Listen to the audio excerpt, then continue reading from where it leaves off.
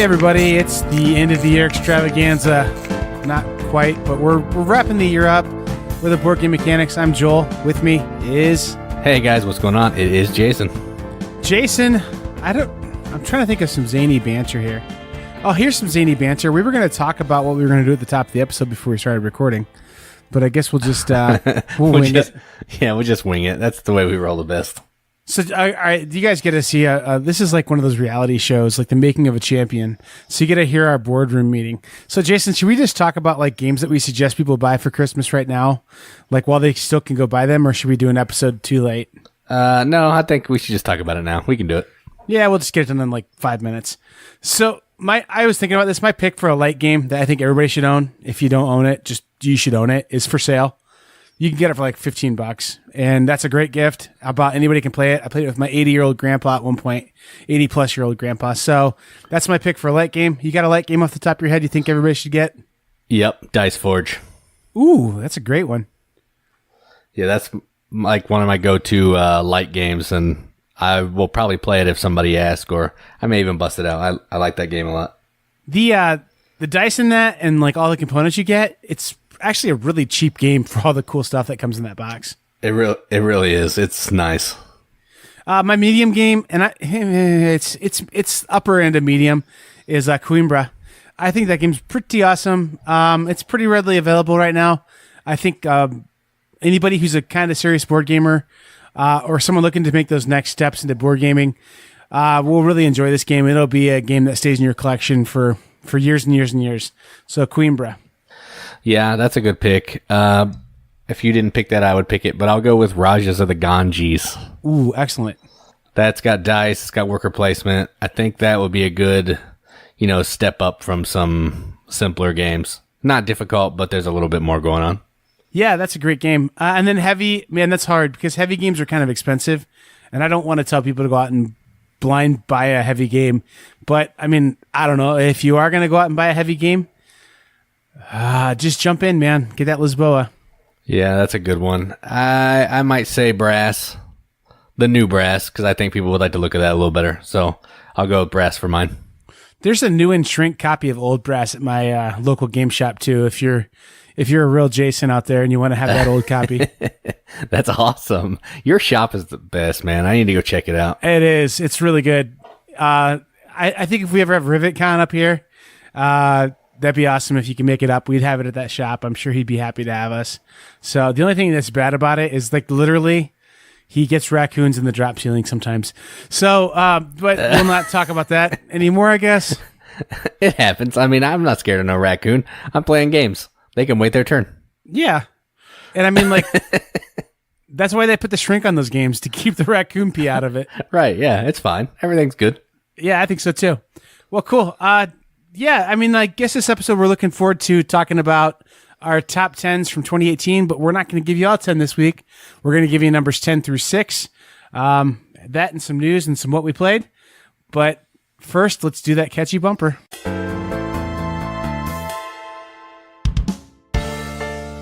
All right, so I have a couple pieces of news today that I wanted to talk about, and there are 2 games. The first game I picked only because it's a theme that I haven't seen in gaming before, a ballet company. And the game is called On Pointe, the Ballet Board Game. It's by Richard MacRae. And essentially what you're doing is you're moving from like beginner ballerina to full-time ballerina, putting on dance recitals and all that. And I don't really know what the mechanisms are because I couldn't figure that out by looking at it, but it looks like you're doing some set collection and maybe some worker movement, trying to, get in front of other people, kind of like a race. So it looks like a race meets like set collection. And if you're interested in that, it has 24 days left on Kickstarter.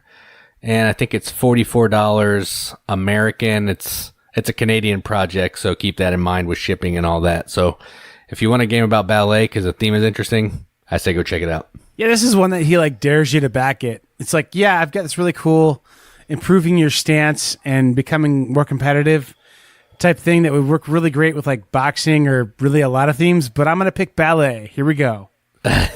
Yeah, I think he has some daughters that are in ballet because a lot of the reviewers that he picked have daughters that are in ballet. So I'm assuming it's close to him with the theme. So either way, I thought it was worth mentioning because, again, I've never seen a ballet theme game. So figure I'd spotlight it a little bit. That's cool, man. It's going to grow the hobby, be broader than, I mean, if they did make a boxing theme or a like chivalry theme, or you're trying to rise up and become a knight, I mean, like, you're not going to attract anybody new with that. And I think just last week we talked about how we need different designers with different perspectives. So pretty cool that this one's happening, I guess.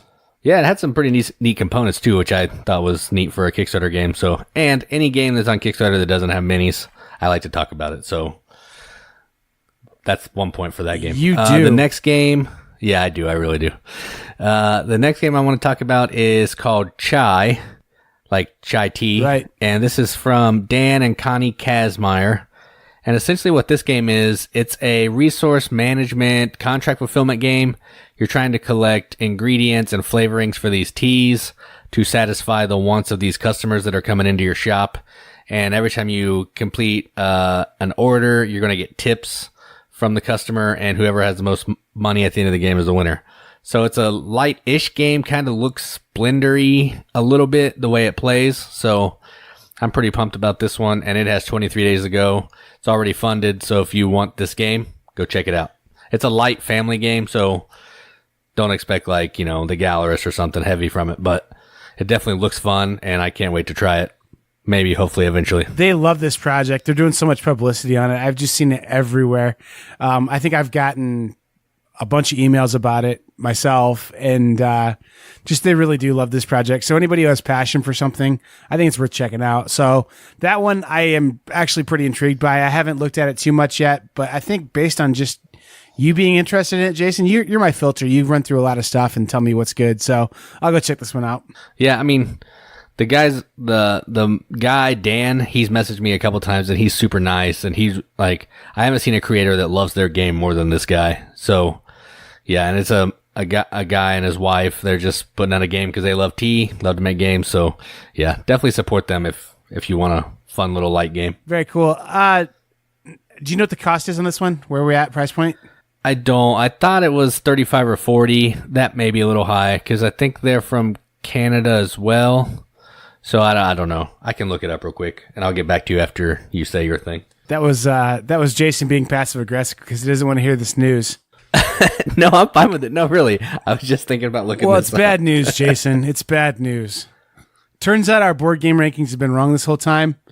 And Dinesh Vatvani has a blog at dineshvatvani.github.io.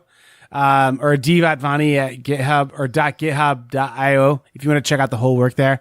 He found that there was a relationship between weight of games and ranking of games on a whole when he did a like scatter plot. And so he corrected that. So he thankfully corrected the board game geek ratings of the top 100 games and then some. So with that, I want to go ahead and let you guys know what the best games are. Number one is Pandemic Legacy, which I think was, the number one game for a while anyway. But that one went up a spot, so that's good. I'm glad it's back to number one. Number two is a very good game that people love very much and didn't get tired of very quickly, and that's Codenames. I see people playing this one still a lot. Codenames. Yeah, that is true. People do love this game. I've never seen a game come on stronger and then leave faster than Codenames, I think. I don't know. That's just in my circle of people, I guess. But yeah, Codenames. 7 Wonders Duel number 3, Gloomhaven 4, Crokinole 5. So, I mean, like, this is, you can see kind of how he tilted these, adjusted these things. But Lisboa, boy, it did not do well in this. It dropped to number 790, and the Gallerist is down to 566. So, sorry, Vidal, your games aren't good. We're going to burn those babies because we found out we only liked them because of heaviness bias. So, I don't know. It's just an interesting experiment with some data and some things like that. But I think both 5 Minute Dungeon and Spot It went up over 500 spots into like the top 200. Just, I don't know, pretty funny, some of the stuff that he had. And I really, like, I enjoy data. And so I spent a lot of time looking at his entries on this. And then he has another one where he looks at historical information about the rate of which board games came out. And he kind of like, I don't know, he doesn't posit, but I posited based on his data that really the board game golden era was 1900 to 1930 or so. Really? Yeah, I mean, like, basically, well, I mean, like, if you look at the rate of growth in that era, like the percentage of growth, like, so the percentage increase of games that were coming out in the 1900s to 1930s, it was like astronomical. Like, they were like tripling the amount of games that came out every year back then, and now we're only going up by like 5.7%. So the other thing that's kind of interesting too is he like basically takes a line starting at 1900 and going through modern era. And like the growth is completely linear. So people saying this is a big bubble that like whoa, look at all these board games that are coming out. It's actually like there was a lull in like the 1940s, 50s, and 60s, even into 70s. And then like it kind of got caught back up in the 80s, 90s, 2000s. Really starting about 1995 is when the stuff started catching up again. But I mean, honestly, if you look at the outliers of the years that were like, whoa, that's way off this linear growth. Like seriously, 1925 is like insane. Like in 1930, and those have got to be the years that like Monopoly and stuff came out, and people were like, "Whoa, what are these new cardboard contraptions? We're gonna make one ourselves." I don't know. I mean, a lot of games did come out back then that we still see Parker Brothers and Hasbro putting out, like Monopoly. So I don't know, man. I think calling this a board game golden era is kind of goofy. Also, saying that games that are heavy get bias to be better than they really are is kind of ridiculous too. Is really ridiculous. Like that means every game lower than like 200 are like gateway games. You're telling me there's not one heavy game that can break the top 200? On his list?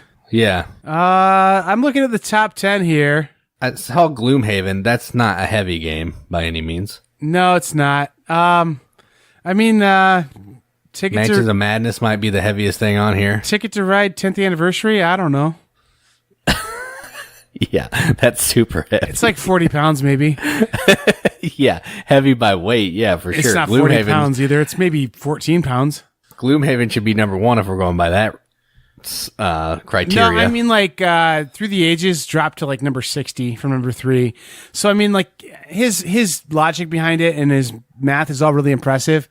But I really think that heavy games are better games. I mean, honestly, and it's probably because the audience is a little more selective and they're more likely to rate a game higher if they are that selective audience, that it matches their interests. So I get that. But at the same time, like, I don't know, there's just so many crummy light games out there. So I think the idea that light games are bad kind of does match because it's so much easier to put out like a little terrible trick taking or matchmaking or set collection game, and just publish it yourself and get it out. And it's not very good. Whereas when you're doing a Vidal Lacerda type thing, I mean, that guy, he playtests games for like years before he really even starts thinking about publishing them. And on Mars, like, I don't know, this is kind of fun to just talk about on his Discord. The On Mars Discord where he's doing playtesting, he's making like significant rule changes to this game. Like he's like, yeah, we got to change this. We got to overhaul this whole big thing. And he's not afraid to do it. It's pretty awesome. So, I mean, like, I think these heavy games, they are good because they're just so refined and they get so much treatment. Whereas when I make my like newly themed version of Goldfish, that's called Go Puppy, and it's different breeds of dogs. I mean, that's not very good, you know? So, I mean, patent pending on Go Puppy, by the way, coming to Kickstarter in 2019. Yeah. I don't know. Like, this list just makes me angry.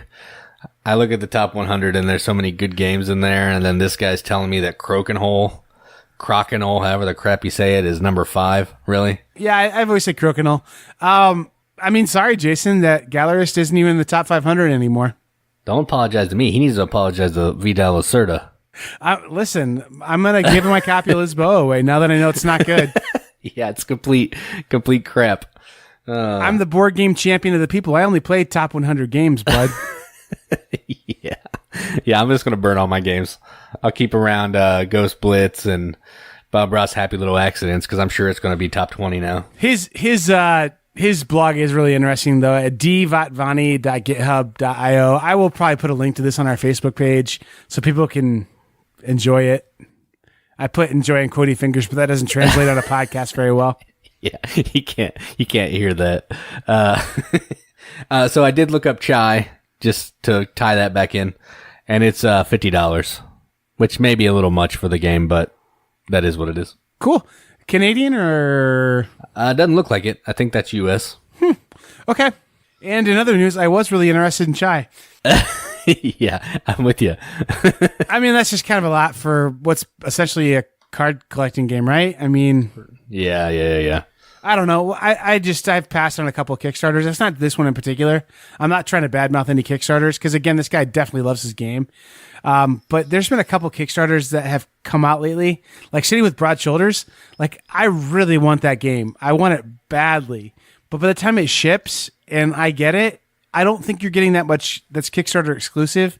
And it was going to be like $100. And I know that game will be on sale online or at my local shop for like between 60 and 80. And so it's like I can wait the extra month to find a retail copy. So maybe the same thing with Chai. And I mean, like, I don't know. It's just, I guess we're getting into one of my pet peeves here, Jason, too, is where people treat Kickstarter like it's like a charity or something. Like we have to do these things to be philanthropic to the board game community. No, we don't. Like if you don't want to support it, don't support it. If you do, do. I mean, like there's sometimes things that make you happy and make you want to, support people on there and give them a little extra money because they incentivize it or because you just really like the project and want to see it come to life. There's times where you go, hey, Queen Games, just sell me your game.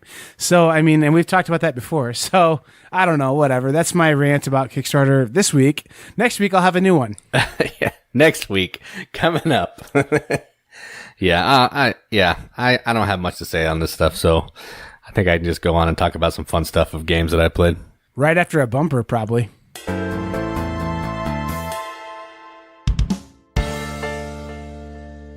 All right, so I am going to talk about one game that I played, and it's a game that's been out for a bit. I don't know how long, but it's one of Roxley's earlier games, and it is called Super Motherload. Careful. Yeah. Yeah. So essentially what this is, it's like Dig Dug the board game, if you've ever played that, where you're taking this little guy and you're digging down into the earth to try to uncover like gems and stuff. But you're doing it in this game through deck building. So everybody has 16 cards that they have access to that they can buy, and they're only their cards. So they're going to play cards from their hand, digging to get gems, to put these gems on these cards to unlock them to get them into their deck. It's a small deck building game, so you're probably only going to buy maybe 6-7 cards throughout the game by the time the game's over, but it's still deck building. So if you like deck building and you like deck building games with a board like Clank and I can't think of another one, check this one out. It's really fun and it's kind of quick too. I think we played a 4-player game in like an hour. So yeah, that's Super Motherload by Roxley. Trains is a deck builder with a board. Yeah, that's right. Trains. I knew there was another one, but I couldn't think of it. There's a few, I think, but a few acres of snow, which is a pretty awesome game, actually. Okay, so that sounds pretty interesting. Again, Roxley, I think we're getting you guys some love because we're giving you guys some love. Maybe getting some from these people listening, but Roxley is an up-and-comer. I mean, I really think so. So I've enjoyed a lot of their offerings. This one, I guess, would probably be included. It looked cool when you had pictures up of it on the table. It looked like a really intriguing game. It seemed like it had pretty good components. Yeah, it has really neat art because everybody has their own, like, 4 characters that are, like, their astronauts or whatever. So I had, like, animals and some zombies. There were, I don't know what everybody else had because I was playing my own, and everybody has their own color. So, yeah, the components are pretty nice. They're thick cardboard chits. The cards are really nice. So, yeah, it's pure Roxley style. They do what they do, and that's make good games with great components. So, good game here. Indeed. I played, okay, so I'm going to start off by saying I had one of my favorite board gaming experiences of 2018, followed immediately by one of my least favorite board gaming experiences of 2018. And that's because I played Dinosaur Island, and then I had to put Dinosaur Island away in the box. So, Dinosaur Island did fulfill. That watch is over. Gugong watch begins, which is looking like January now at the earliest for your update there on that one. So we can be obsessive about Gugong now, I guess. But Dinosaur Island, got a chance to play it. Didn't play it with the expansion yet because I wanted to just kind of remember what the base game was about. It's been, I think I played it first in January or February. So got it out, really enjoyed playing it, had a good time playing it. It was just a pretty enjoyable game. My wife played it, who is not typically into like heavy-ish games. And this one's squarely a medium, I would say. So anyway, she played it. She kind of figured it out, kind of got her park to make some dinosaurs, got a bunch of points, and actually kind of enjoyed it. She enjoyed building the dinosaurs. So I had a lot of fun with it. And then, I mean, like, I kind of was feeling this before we even played, but that box and the insert and just how we store things in that, it doesn't feel good. I mean, it's just, I don't know. I think today my message to you, Jason, was I would have paid at least $10 more to give this the storage treatment that Wasteland Express delivery service got. The storage on this, the storage solutions on this are really bad. There's no way you can fit expansion and base game into one box, and you can't even really find a way. I mean, I've tried to figure out the best way to put mostly the base game in one box and then some of the expansion in the other box. But it's just, the whole thing just doesn't work out really that well for storage. I got rid of the insert. Everything fits okay now, but the base box is really full. The expansion box is pretty empty, but there's stuff I have to have for the base game in the base game box that I don't want to put in the expansion box, etc. It would have just been really nice if they would have just been like, hey, we're going to make this a nice the next big size box, the Wasteland Express size box, and give you guys game trays to put all this stuff away properly. So, that just would have been awesome. And I mean, honestly, if they came out with a deluxe box edition, just where you can get the box and the game trays, I think I'd probably consider it pretty hard. Yeah, the boxing situation is horrible. Like, I barely have enough room for one box, and now I got to store 2 boxes for the same game. That is terrible. And I have all my dinosaur bits and cards in one box, and I fit everything else in the other. But man, it's crazy that we had to use 2 boxes for this game. Well, and then the other piece too is I haven't played with the expansion yet, so that's full disclaimer there on this. But I'm reading through the expansion module rules, and one, your complaint, which I'm just gonna. Well, do you want to talk about it? You want to talk about the solo on the expansion here? Yeah. One, the solos rules are not listed in the rule book for the expansion, so I had to actually post on one of the board game groups to the designer of the solo and say, hey, where are these rules? And then he sent me to this link. The link didn't make any sense. So I still have no idea really how to play the solo version. So that kind of does it in a little bit. And when you're playing solo, the one thing I do know is before in the base game, you just had to play your own board. There wasn't a separate board for the other person. Now there's like a whole separate park board that you have to run for the AI. So it takes up more table space. So yeah, I was not happy with that at all. Yeah, that was kind of rough. And then the expansion, I'm reading through the rules on it, and I don't know, there's basically 4 modules. One is going to be really, I think, useful all the time. The aquatic dinosaurs, I think, is going to be a fun thing to play with all the time, or most of the time. But the other ones, I don't know how well they fit into the mix. So I'm curious to play with those. I'm not going to judge anything yet, but they just, the executives seem like they're going to change the game quite a bit. I don't know if it's for a positive or not. And then those, I don't even know what they call the name of this module, but the little cardboard, like sideboards you have where you can get a casino or whatever that is a part of your park. It's interesting. The facilities and the executives. Yeah, they go together. Yeah. I mean, the executives seem kind of interesting. And you do like a snake draft kind of thing to try and balance those as best you can.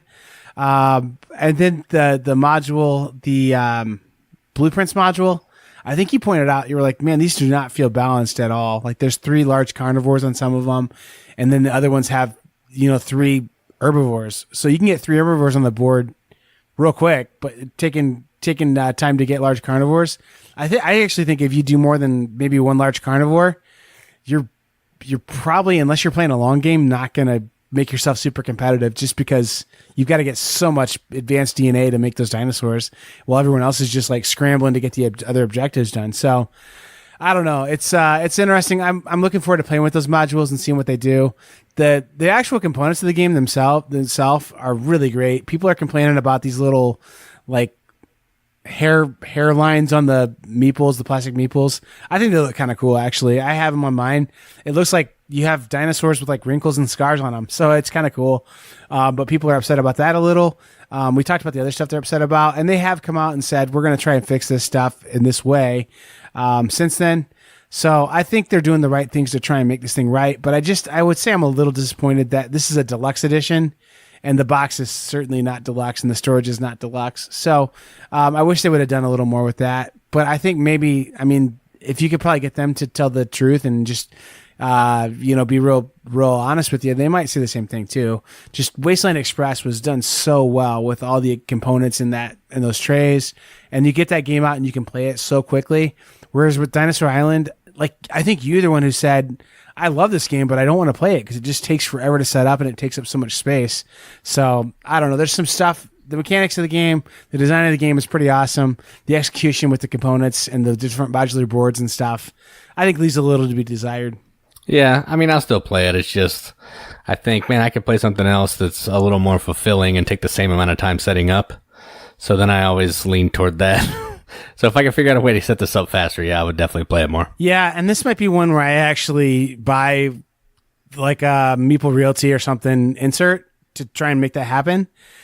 But even then, on one of the threads I was reading, boy, my voice just got a little cracked there. I hope you guys enjoyed that. On one of the threads I was reading on Board Game Geek or something, the guy was like, man, you made this box smaller than the old deluxe edition, so I'm not sure if I can make my insert work for this box without it not like hang it open like a half inch at the bottom. So I don't know. It's just a weird deal. I guess the other thing too is you guys know how hyped we were about this. Anytime that you have that kind of hype, you're going to have some level of disappointment. But that said, I do love the game. Playing the game was a great experience. And I would say this game is probably higher in my top 100 as a game by itself, not having to consider the storage and just kind of some of the hiccups that are coming along the way with it. Yeah, I agree. I still love the game, and it's probably going to stay where it is on my top 100 for sure, but just wish it wouldn't be the few things that I've seen so far haven't been a disappointment. Hey, Jason, I've got some good news. What's that? We've made it. We've finally arrived as a brand. I know this because we're getting solicited by generic card company making companies. Yeah, I saw that today. I responded to it, actually. We got a message that, hey, we found a way to make some really cool playing cards. So I guess whenever we want to make our custom playing cards for our Patreons, or I don't know, we keep joking that we're going to do that, and someday we probably will. But I know where we can get them at now. Yep, for sure. Probably pretty cheap too. I would hope. But the funniest version of myself wants to share this information with all you guys because we did not request it, and they're just soliciting stuff. You guys want to know the phone number and email? I could tell you. Yeah, LinkedIn profile, all that. All right. Well, I've rambled long enough. Dinosaur Island. I hope that I can be clear on my stance. Is that it's a great game with a kind of a bad storage solution. And I wish it was just executed a little better, but I mean, I get it's not going to be perfect. So that's that.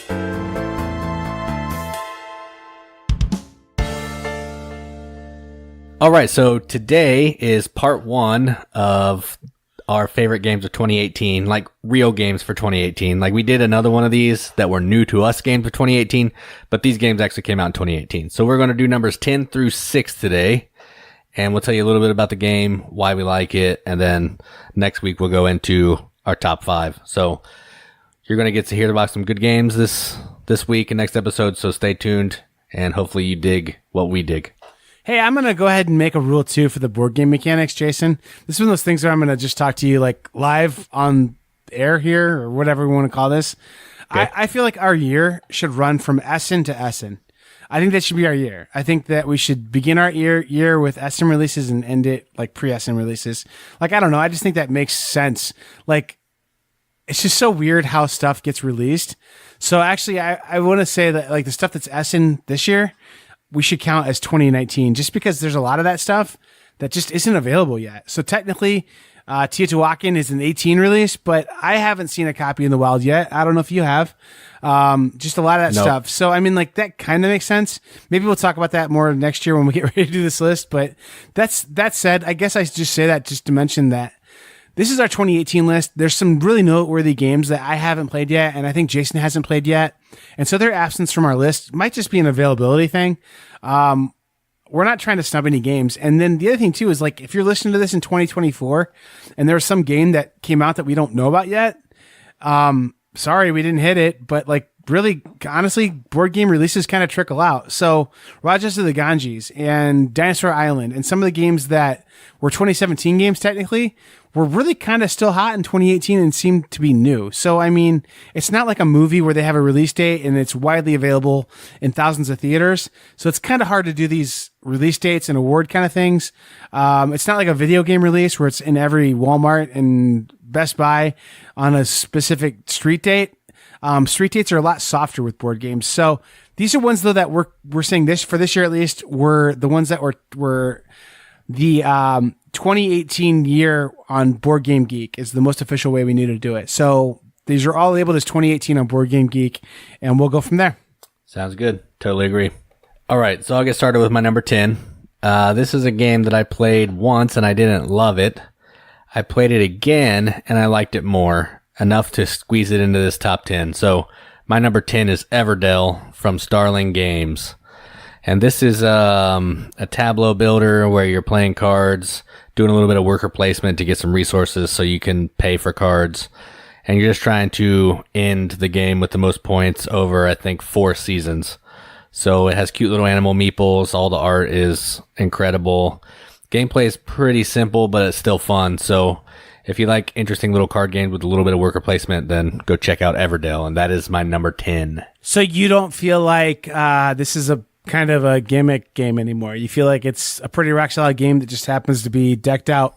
I think the tree is a gimmick. I think the game is okay. I think if you get rid of that tree, that's completely unnecessary. I think it's just a good card game. It's essentially a card game with fancy bits, but I like it. So for pragmatic Jason, he would have much rather this game been $10 cheaper and have no tree in it. Agreed. Or no board at all. You could just put 8 cards out in front of me and I can go pick a card. Like, if you say got rid of the board, got rid of the tree, you could probably knock $20 off of it for sure. Jason, my number 10 game is a game that was widely available at big box stores. Was a licensed property game. A really pretty game, but just definitely a, crazy pick for me to put on this list because it's not a hobbyist game. And in fact, I think hobby stores were really late to get this game. That game is Villainous. This game, I really like it still. I think that it's a game that has issues. It's not perfect. It has some balance things going on with it. It has some things going on with it where luck of the draw can really impact your game to where some people can win pretty quickly and easily. But most games you're going to have are going to be fairly strategic still. And I really like how it has a combination of mechanics that I've not seen before. You're drawing cards out of your hand. You're doing action selection. You're trying to keep those action selection areas strong by fighting off guys that are putting things into your area. I like the 2-deck thing. That's really neat that you have a bad deck and a good deck and people are playing out of your bad deck onto you, but you're trying to use your good deck to accomplish things. I like the asymmetry of the whole game a lot. I like how all the players just play very differently. They all have their own victory conditions. The art in it's fantastic. The components are really high quality and the price was pretty cheap. So Villainous gets my number 10. Just because it was a pretty innovative game, a little different. Had a lot of fun playing that one this year.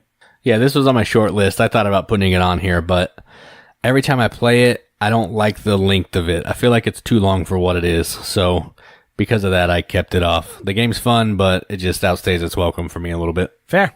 All right, so my number 9 is a game that Tom Vassell doesn't like, which made me like it a little more, I think. And it was a Kickstarter this year, I think, that delivered recently, a couple months ago, and it is called Gearworks. So this is kind of like a Sudoku board game. You're playing these gear cards, and you can only have one of each color in each row and column, and you got to follow number order in the row based on whoever plays the second card in the row, if it's going to be ascending or descending. And you're putting these gears down to collect machine pieces so you can complete this contraption that you were dealt at the beginning of the round. If you can get both pieces needed for the contraption, you're going to score more points. If you can get one, you'll score half the points.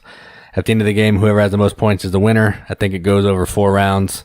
It's a quick game. It's fun. It's really thinky. Like, for a filler game, it's pretty heady. So I think that's why I like it a little bit, because it actually gets my brain gears working a little bit. So that's number 9, and that is Gearworks. Go check that out if you can find a copy. Wow, you really like this one. That's crazy. This is one that no one's ever been able to explain to me why it's so good, but it is really good by all accounts. So I need to play this one. Check it out. I have not played it. It did not make my list for that reason. But cool. Gearworks. My number 9 is a game that not many people have played either, and that's a game called Guardians from Plaid Hat Games. Colin Flores was on our show a few weeks back talking about this project, how he loves it, and how he kind of did it as a love letter to Overwatch. I like Overwatch really a lot, and I can feel the Overwatch vibes in this game. It's a really cool game. It's a neat card game. I like how it's like a shuffle building game, but it is actually a serious take on it. So Smash Up, I think, it's intentionally goofy. It's intentionally a game that you're just doing little silly things to try and build a deck and play. This one, they made you put together this deck of heroes and made a pretty serious kind of strategic heavyish game out of it.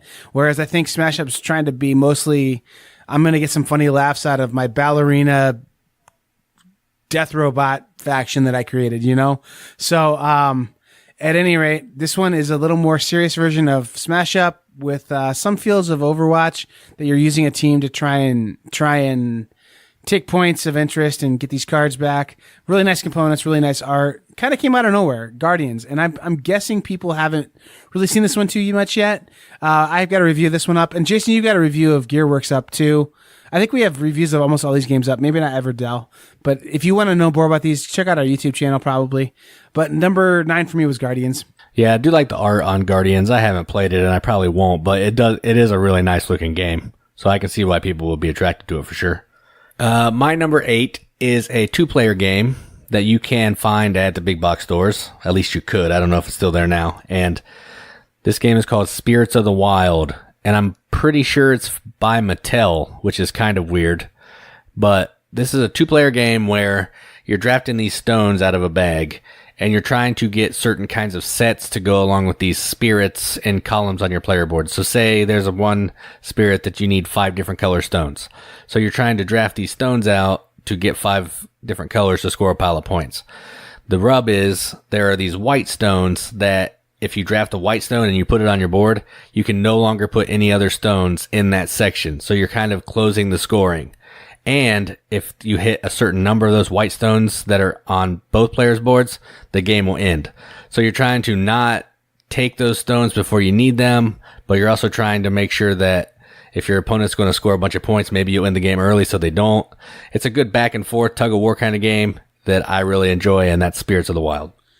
I can't wrap my head around this one, and I have seen this one on sale or for sale at Target in a bunch of like buy one, get one half off sales and not thought to pick it up because I didn't realize it was so hyped by you or that you liked it so much. And I really do trust your taste in games for the most part. So this is one I may have to look more seriously at.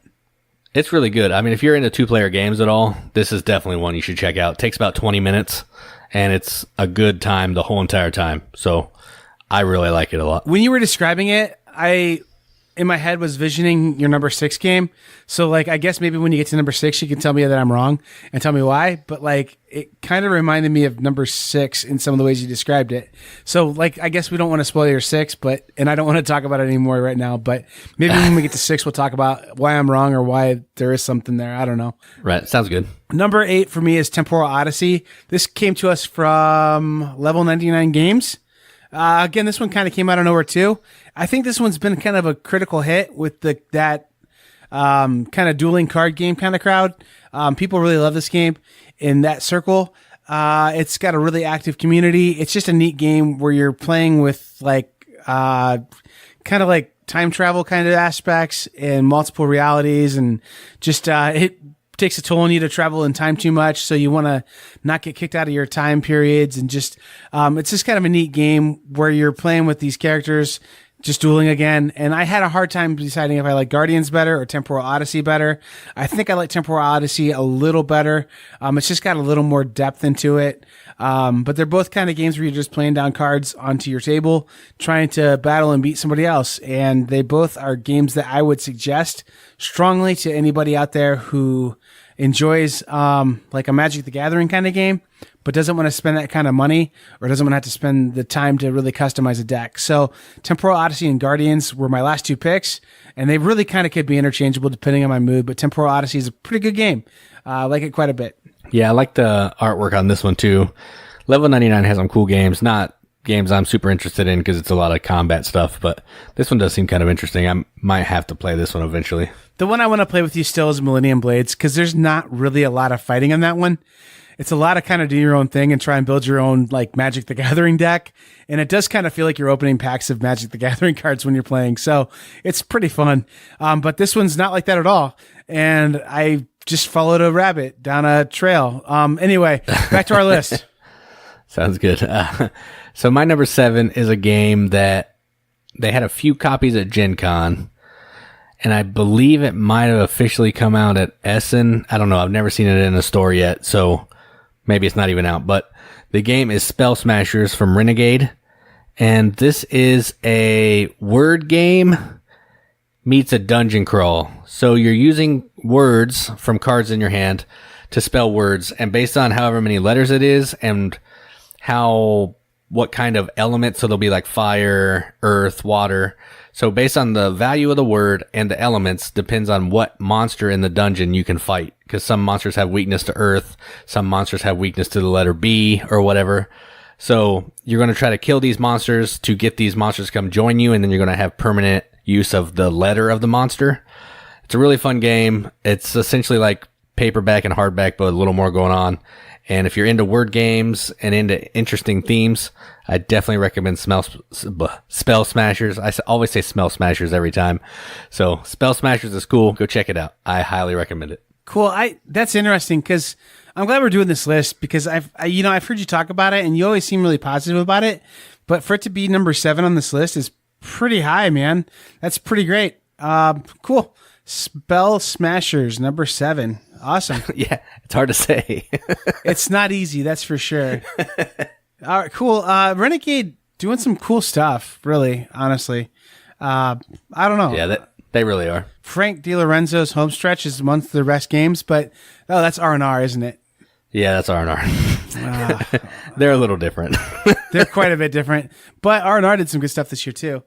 That's trying to think. Renegade did Arboretum this year and some other stuff like that, right? Yes, correct. Yes. Yeah, R&R though still solid, and the Restoration, the other R game, did pretty well too. Anyway, yeah. My number 7, Jason. I'm just trying to lighten this one up before I say it because you're gonna sigh and groan. I liked GizmosJason. I don't know what else to say. I thought it was a good little engine builder. It's quick. It's fun. It's really easy to get on the table. And I feel like, I don't know, I can see where you're coming from. There might be balance issues where if you just go for those bottom row cards and just burn through the game, it can work to your advantage. But I've also seen where people can, focus on the higher level cards. Just, I don't think you can focus too much on those higher level cards. That's definitely a fair criticism, but it's a cool game. You're collecting marbles, trying to make a machine that gets more marbles for you to spend to make your machine even better. So it's just a pure machine builder. It feels like you're making a Rube Goldberg machine. Pretty fun. The fact they put marbles into it is kind of a gimmick, but it also, more than that, makes resource management or not even management, resource, like tracking your resources and your things that you can use to do more building, like currency tracking, a lot easier, a lot quicker. So I would say this is an awesome filler game. I mean, I think you can play a game of this in 35 minutes, and that puts it pretty close to that filler game level. I really enjoy this one. I have it in my collection. I think it'll stay there for a while. Yeah, I looking back on it, I don't hate this game. I was excited to play it because I thought the idea was cool, and then as I was playing it, I kind of got deflated a little bit. So I think that's part of my problem is I was a little hyped about it, and then it didn't live up to the hype. So that's on me. That's not really on the game. That's on me, but I just wanted more. Yeah, I think I probably contributed to the hype engine because I really liked it, and I think I talked it up before you played it maybe. But it was also kind of hyped by everybody. I mean, it was a huge presence from CMON at multiple conventions this year. I mean, so I don't know. I could see where hype could lead someone to not feel like it's amazing, but I really did like this game. And I think, I don't know. I mean, I'd give it a 4 out of 5 for sure. Yeah, that's cool. So my number 6 is a game that I was super pumped about. Got it at Origins. Dropped a review pretty quickly after, and I really like it. It's a push your luck game, and it is called The Legend of the Cherry Tree That Blossoms Every 10 Years. And essentially what you're doing is you're reaching into a bag, you're pulling out some cherry blossom petals, and you're trying to not get 3 of a kind, and you're trying to just get pairs or as many different ones as you can to score a pile of points. That's the whole game. It's push your luck. Takes 20, 25 minutes. I really like it. I know a lot of people don't like it as much as me, but I really enjoy it. That's why it's my number 6 on this list. So Legend of the Cherry Tree is what we'll call it for short. So go check that out if you like push your luck. 2 things. Let me translate what Jason just said there. I know a lot of people don't like this as much as I do. It means after playing 10 hours of board games in a day, and this being the last game we played, I wasn't super into it. I don't think it's bad, but I was kind of like, you know what? Eventually the odds have got to go in my favor if I get super aggressive drawing these petals out of there. So, I mean, like, you can draw a lot fewer petals than I was drawing at one time. But I was just kind of being stupid and still kind of had an okay time with the game. It's got cool components for sure. So Spirits of the Wild and this game, are they even like at all or like totally different? No, you draw some stuff out of a bag, but in Spirits you put it in a bowl to use for like drafting later. So you know what you can see what it is. It's not like you're drawing it out randomly to what happens. Outside of that, they have nothing in common at all. So like it's like collecting colors, like sets of colors, but that's the only thing they really have in common. Right, yeah. Okay, so I'll really like Spirits of the Wild is what you're saying. You should. It's amazing. So yeah. You also think Legend of the Cherry Tree that blossoms every 10 years. And that's true. In the Japanese meadow full of beautiful art and petals.com is a great game too. I really do like that game. I don't know. I just like it. I can't help it. A great game, absurd title. Yeah, that's true. It's not bad. I would play it again if somebody was like, hey, we need another to play this. Or even if I didn't have anything else going on, I would definitely play it. I'm probably not going to own a copy, but it's perfectly fine. All right, my number 6 is one that Jason won't own, so it's fine. We can have different tastes in games. Or play. Western Legends, it's just a cool sandbox game. It's Red Dead Redemption, the board game. You can go out and play it however you want to play it. I've seen people win this game bunches of different ways. I've seen people just hang out and gamble and spend money on the call girls. I've seen people go just mine gold. I've seen people rob people and smuggle cattle. There's all kinds of ways to win this game. Western Legends is a pretty fun game, pretty cool game. Just go out and it feels like it really to me feels like you're playing, like you're a kid playing cowboys and you're out in your backyard just playing cowboys, having a good time, and they put some kind of rules and game around it. And the way how the cards work in this game is really cool too, how they're like playing cards, but they're also power cards and you don't want to burn them. It reminds me a little of Doomtown. And basically you want to keep the cards for their high values, but also at the same time, you might want to spend the card because it's got something really good that can happen for you if you spend it. And then there's an opposite deck too, where you play them onto other people.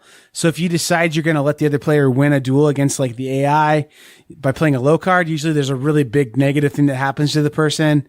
Whereas if you play a high card, you might beat the person, but they might even get a benefit out of losing. So it's just clever how the card play works in there too. On top of this, just big fun sandbox game where it feels like you're playing Wild West. So, Western Legends is my number 6. Really enjoyed that game. I'm looking forward to seeing what Colossal Games does. And I think they're one of the cooler companies for being really cool to local board game shops, with how their model's working and everything like that. So that was my number 6. That wraps up, I guess, our 10 through 6s. Any closing comments on this one, Jason?